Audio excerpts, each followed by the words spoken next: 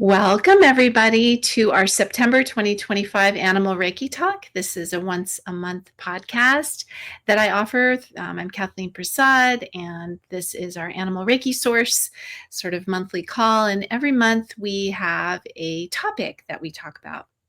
And then we have a time for Q&A if anyone wants to share. And then we finish with an animal healing circle. So any animals that you'd like to put into our healing circle tonight, you can start thinking about that, and we will do that at the end.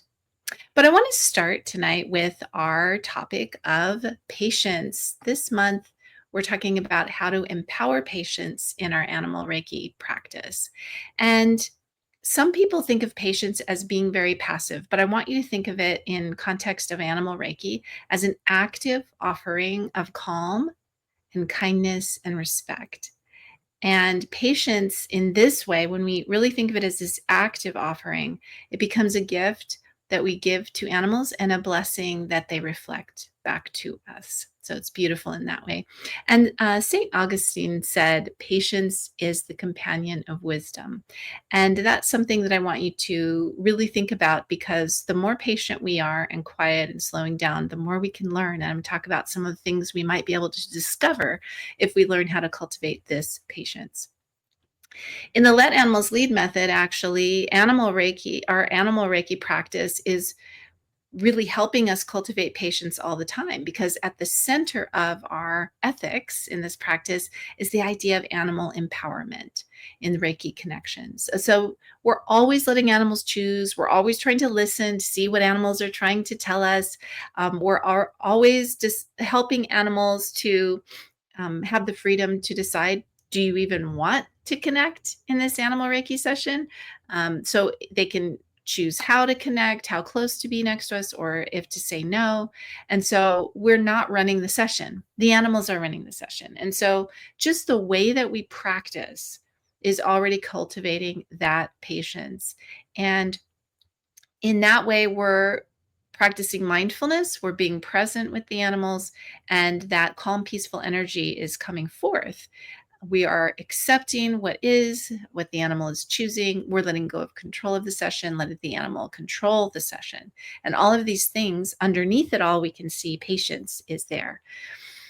So I want to acknowledge, first of all, that it is not easy to be patient at all. It's hard to turn down an immediate reward, right? Especially if it's sitting right in front of us. So we may think to ourselves, oh, the horse looks so adorable and he's right there, and I want to just go up and put my hands on him. But sometimes when we don't wait and we come on too strong like that, it can scare animals. It can make them not want to connect with us.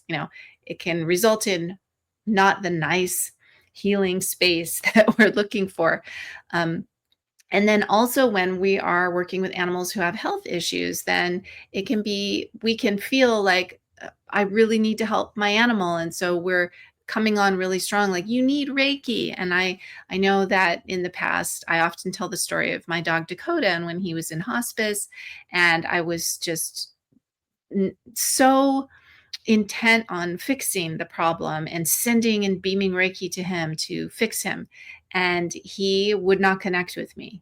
And it wasn't until I stopped that and let go and just calmed myself that he was able to relax. And so sometimes patience is as simple as taking a breath, and sometimes we really mean well, and we get impatient for all kinds of reasons. And maybe those are reasons that have, a good intention, but nonetheless, that energy of impatience comes across to animals often in just sort of a negative way. It creates a negative energy that we don't want to be present. We're trying to connect with Reiki.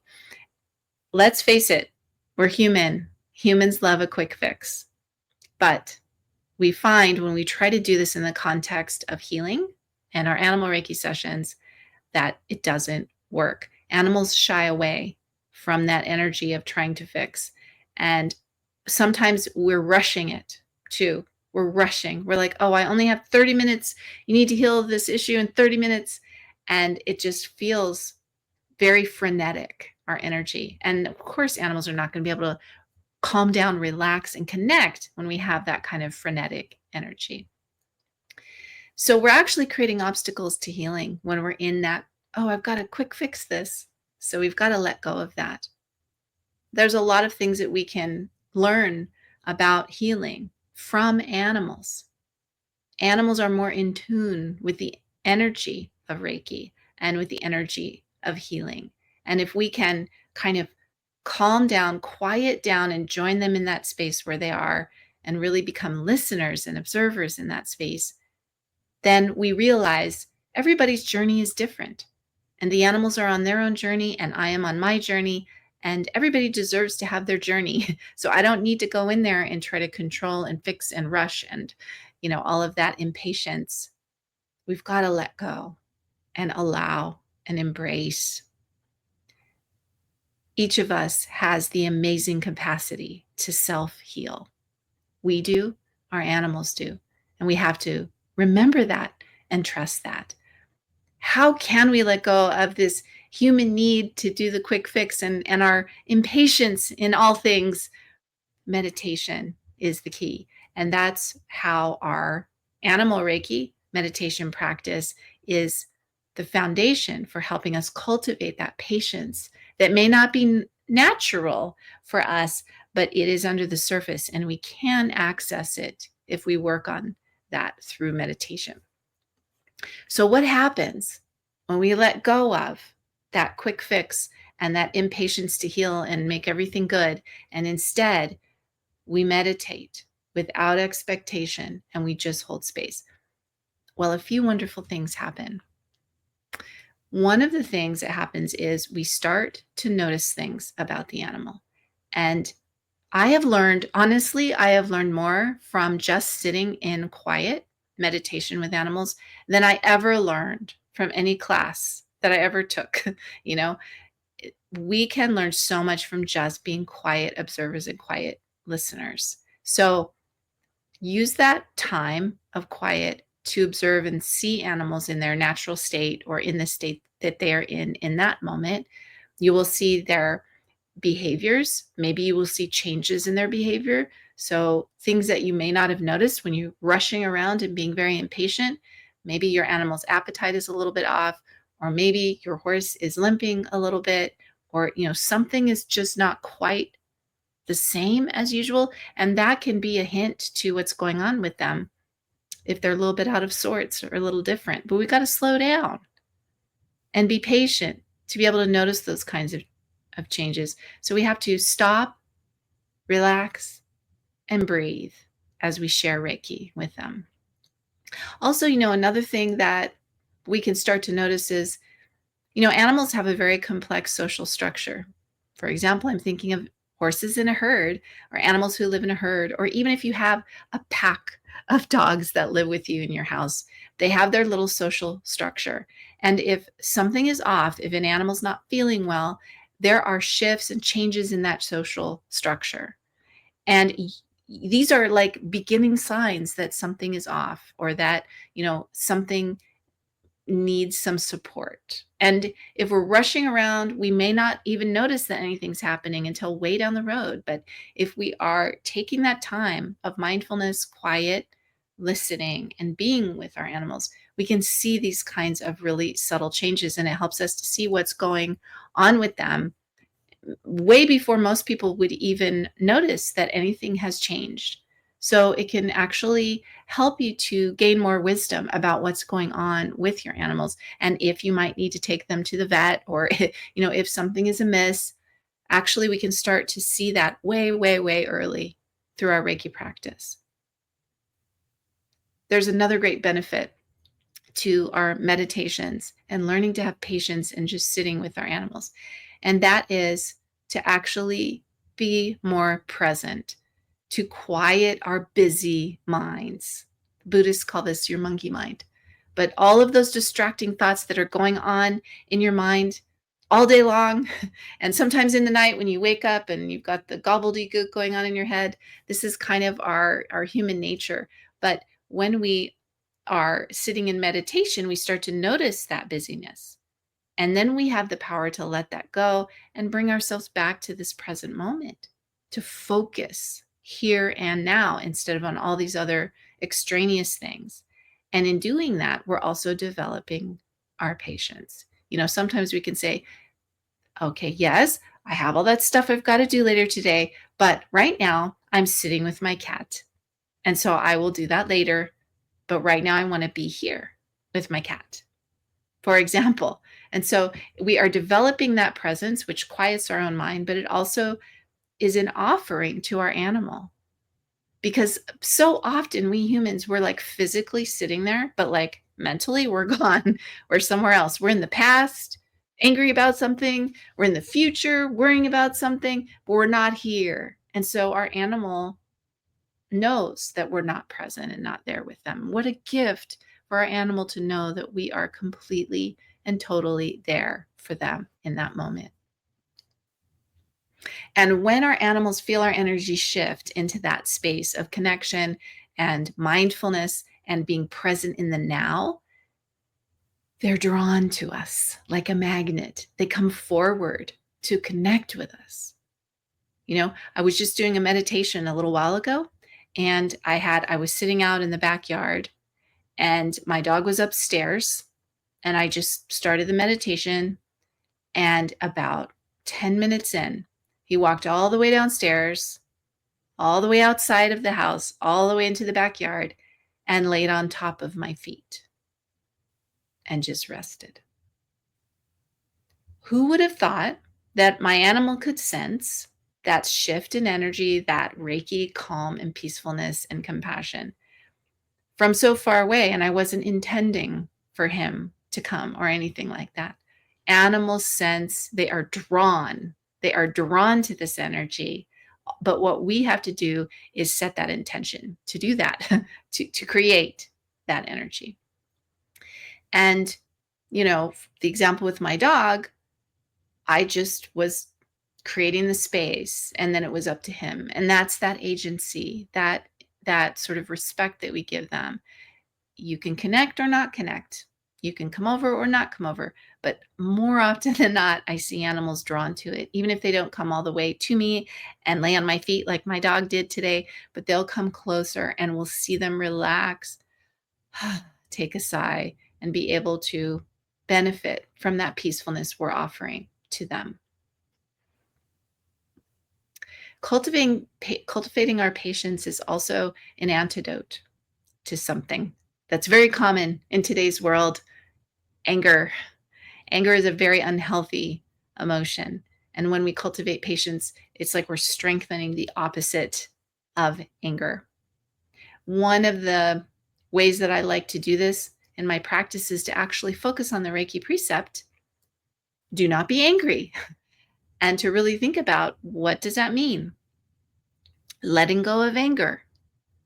Why should I do that? Sometimes I can just contemplate this, and I will start to think about things like, well, how does anger feel in my body?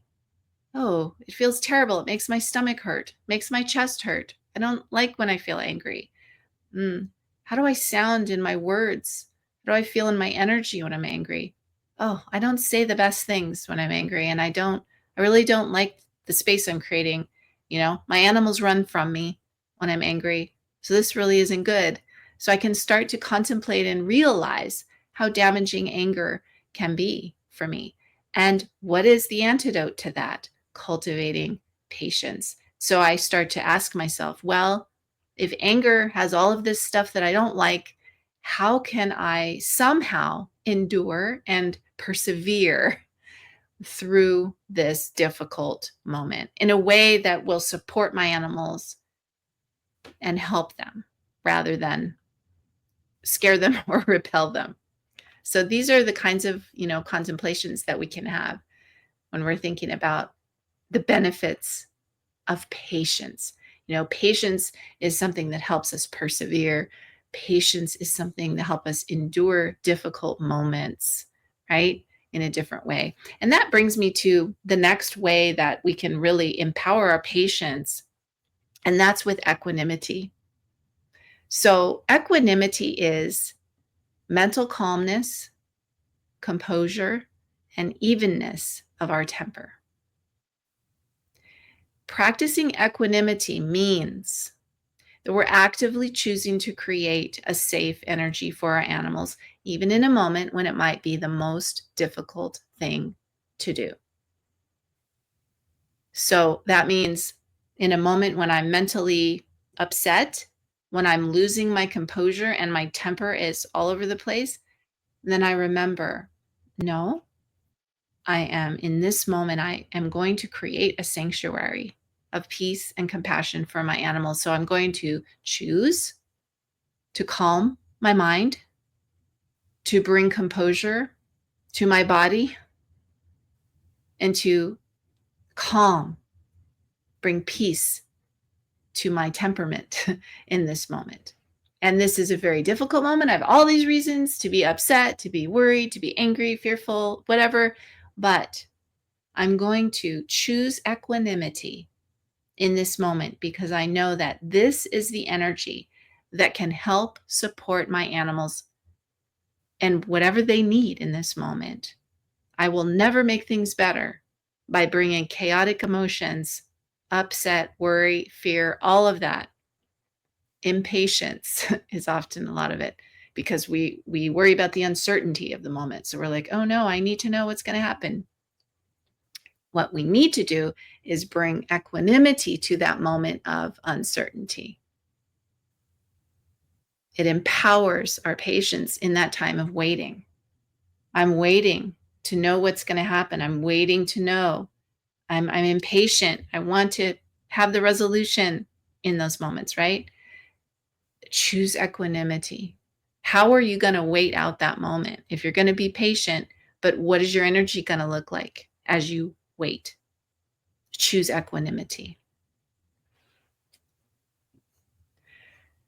And finally, we can learn patience from animals. Animals are our teachers. And, in this, I think of, there's a beautiful quote by Daisaku Ikeda, with love and patience, nothing is impossible. And I've seen this so many times with shelter animals when, I will go in to work with a reactive dog. And the first day I go in and I practice with them, let's say I'm going to sit for an hour each time I'm there. And I'll go in and the dog will be really stressed out and pacing and, barking at things and panting and all of that for 30 minutes, for 45 minutes. And then finally they come and lay at my feet and rest their head and sigh. And the panting stops. Then the next time I come, there they go again. They're panting, they're, pacing, they're barking at things, they're reacting when somebody walks by the window, they're jumping at it, all that. And I just, without expectation, without worry, I just patiently say, I'm just going to be here for an hour. I'm not going to worry about what they're doing or not doing. I'm just going to create this space of love and compassion. And maybe it'll be 30 minutes. And then they come lay at my feet, rest their head, stop panting, take a sigh. Peace. And then the next time I come, maybe it'll be just 15 minutes. And then they settle. And then the next time, maybe it's 5 minutes and they settle almost immediately for the whole session. And then maybe they'll just see me and they'll come right over and go, thank God you're here, and just relax. But that can take many sessions for the animal to be able to unwind and to really trust, first to understand, oh, you're here to offer me Reiki. Can I trust you? Are you going to force this on me, or is this my choice? That can take some time to build that trust. Then they realize, oh, okay, this is what we're doing together. And they realize, oh, yes, feels good. And this is what I want and what I need. And then they can slowly, more and more easily relax into it. But some people say, oh, no, I'm only going to be here for 10 minutes and I'm only coming one time for 10 minutes. And wait, I'm on a schedule, right? Animals will teach us, if we can be patient, we can watch the healing unfold in their own time. Animals have their own time. We have to let go. They will show us the healing.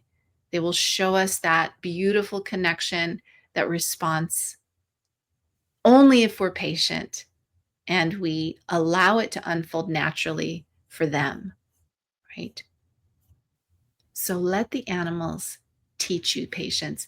And also, depending on where you live, I live in Marin County. We have beautiful redwood trees. So I'm going to finish tonight saying, learn patience from trees. Just think about it. Trees stand in one place for their whole life. And they're not just passively standing there. They are actively creating the atmosphere that we breathe and bringing life. So I like to think of trees as the ultimate example for us in our animal Reiki practice. The way that they hold space without pushing anything on us, having any expectations, rushing us, being impatient. They just stand and create life. And we can do the same in our practice if we sit, stand, or walk, however you're doing your meditation with your animal. But if you just be Reiki in that space and then choose to create that beautiful energy of equanimity and compassion and kindness, and then don't worry about what's happening. Are they connecting? Are they not connecting? Is something happening? How are they healing? What's the outcome? Let go and just be the way the trees are. Just create that beautiful healing space, because really what the world needs is more people walking in the light and walking in the Reiki, right? So learn that patience from the trees. Because when we learn to embody patience, we create a sanctuary of safety for animals where they feel comfortable to open their hearts and to step in to healing for themselves. And healing, it has its own time and unfolds, and we learn to embrace that unfolding. May we remember with every breath and every animal Reiki meditation that patience is simply love in action. And through it, we and our animal teachers are walking together, hand in paw, on the path of healing.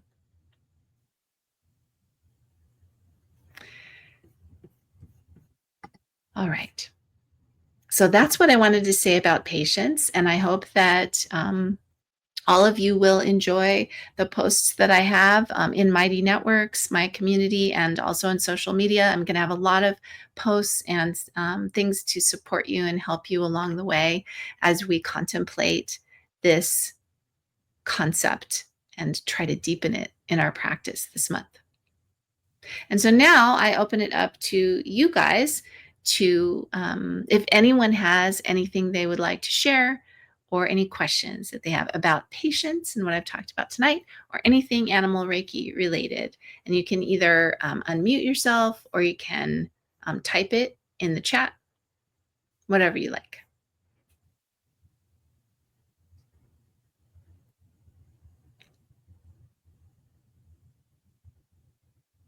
Kathleen, Hi, Kathy. Yes. I just wanted to say, always been taught and learned and heard about presence, be present, be present, be present, and also patience. But I always looked at them kind of as two separate things. Patience, being patient, waiting, you have to wait. But presence, you are just being. And I don't know if I'm wording this correctly, but it kind of popped into my head when you were saying, when the to-do list comes in your head and you're thinking of, oh, I have to do this later, I have to do this later.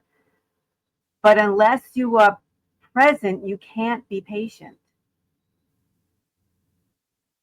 because you have to stop and say, just know whatever that will happen later, and I'll deal with that. But I have to be present, or I have to be patient. They just kind of go hand in hand, don't they? They're not separate. Mm-hmm. Absolutely. I mean, the more present we are, right, the more we can step into patience And I think when we're not present, that's when we're in reactivity. Like, in a way, I see impatience as just reactivity. And that's what happens when we're not present. And so patience is more of like a choice that we're making. Like, I'm going to be patient. And as I'm waiting, I'm going to have equanimity. These are like choices. You can't make a choice in how you're going to be unless you're present, right? Right, right. So, yeah, that's a great point and insight. Thank you.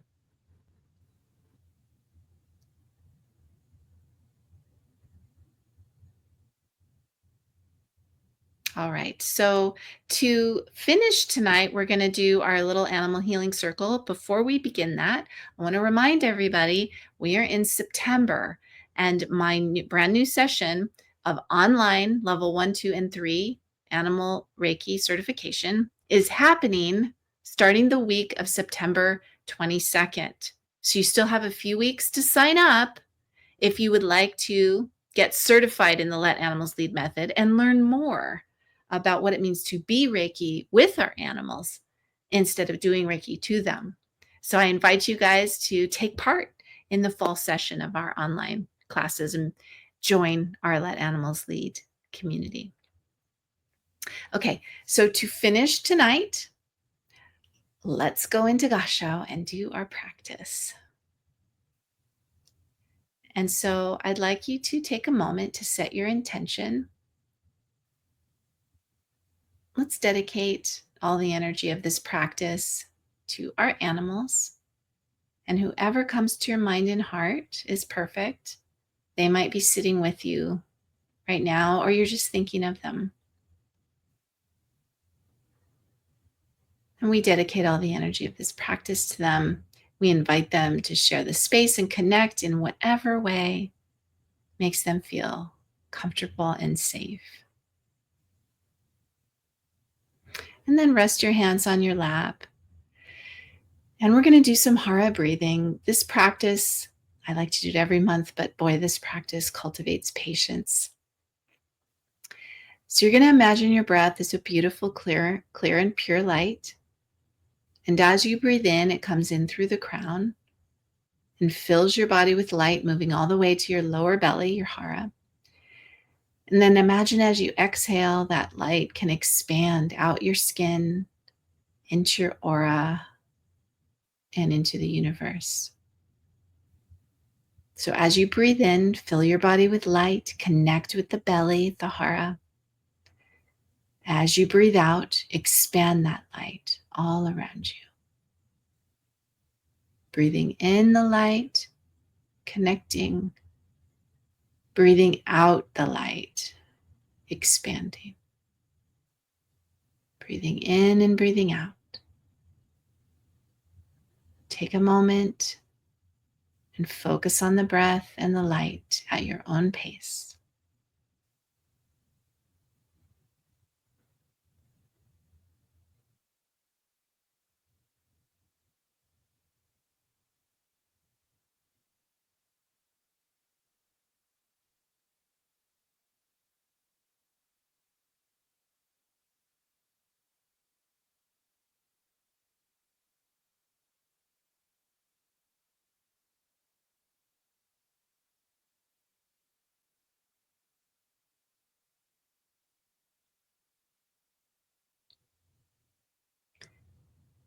And then relax your breath and just see yourself sitting in this beautiful space of light.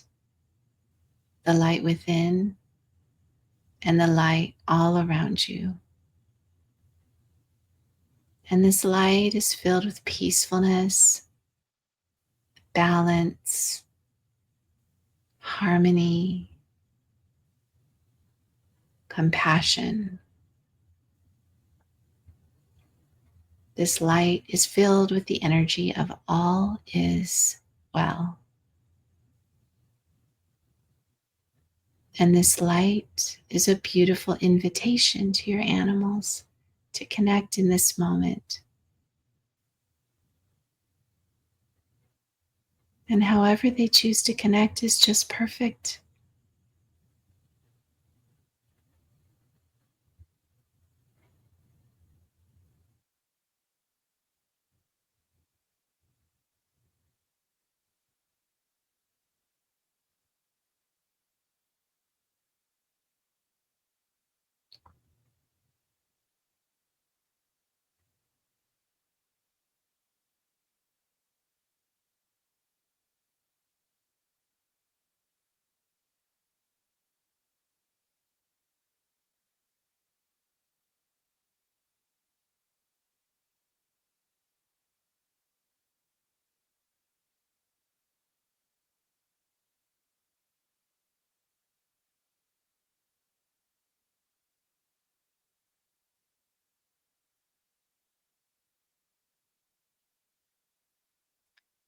And bringing your hands back into Gasho. And just take a moment to thank your animals. However they chose to connect in this moment was just perfect. And setting your intention to finish, take a nice deep breath, slowly come back and open your eyes.